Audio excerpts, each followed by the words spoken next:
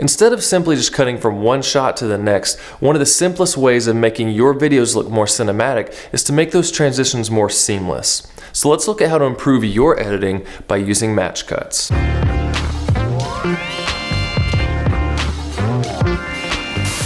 everyone, Camber here, showing you how to use your camera to make good videos. So if you're new, consider subscribing and also joining my private Facebook group where I can better answer your filmmaking questions. But anyways, what is a match cut? Well, it's a transition between two clips where you're matching similar actions to make the shots flow together more smoothly. So let's look at some variations of match cuts in movies to better understand how they work. And make sure you stay to the end to see a great example of multiple match cuts being used for some pretty cool storytelling. I bet if I think about it real hard, I could remember my first pair of shoes. As Forrest Gump begins his story, we see him close his eyes as the camera pushes in. And that is used to transition us back in time to where his story begins. All right, Forrest. You can open your eyes now. Similarly, in Pirates of the Caribbean, we see a close-up of Elizabeth's eyes as she realizes she saw a pirate ship, which then transitions to her opening her eyes as an adult to show us she was dreaming about a past experience. Another way to match cut is to match an object's movement to something else. Like here in Star Wars 9, Rey jumps down and then we see a headset fall in place of where we expected her to be.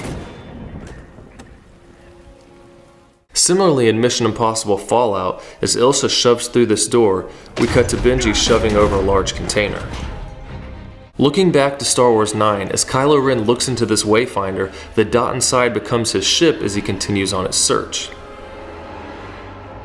And we see a similar transition in Star Trek Into Darkness when this tribe is tracing an image of the Starship Enterprise that they just saw, which then fades into the actual ship traveling through space. Considering both films were set in space and had the same director, it makes sense that the same type of transition was used for spaceships in both films. Here in Tarzan, we see a match cut to transition from one set of characters to another. And in a similar motion, we also see a match cut to show Tarzan growing up. And match cuts don't have to be just on action or visual aspects of your shots. You can also use audio for match cuts in a variety of ways.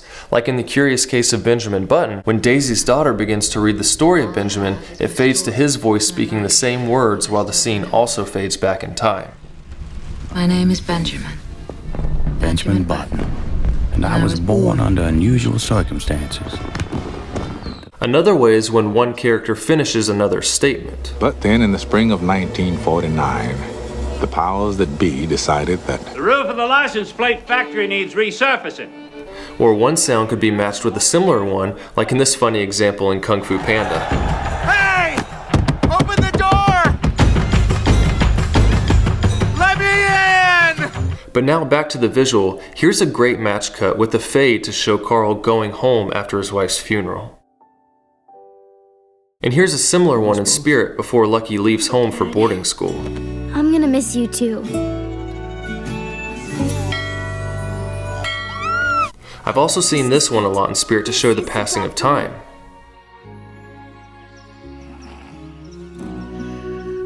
Or to move from one place to another.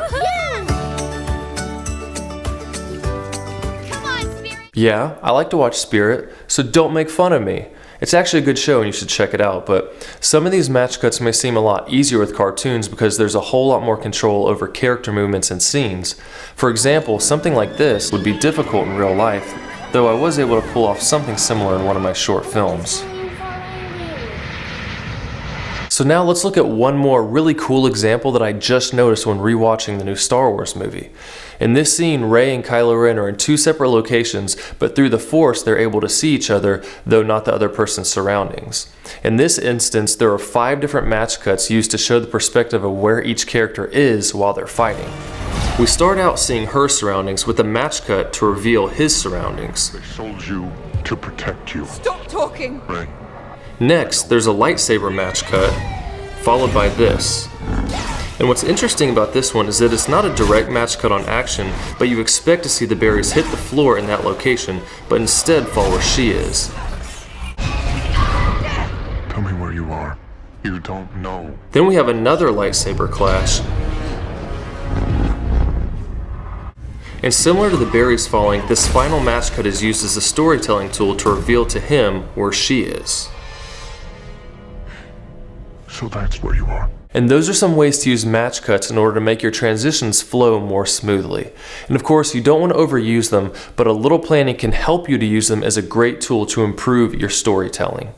And as always, if this video is helpful, then please help me out, leave a like, subscribe if you haven't, and I'll see you soon.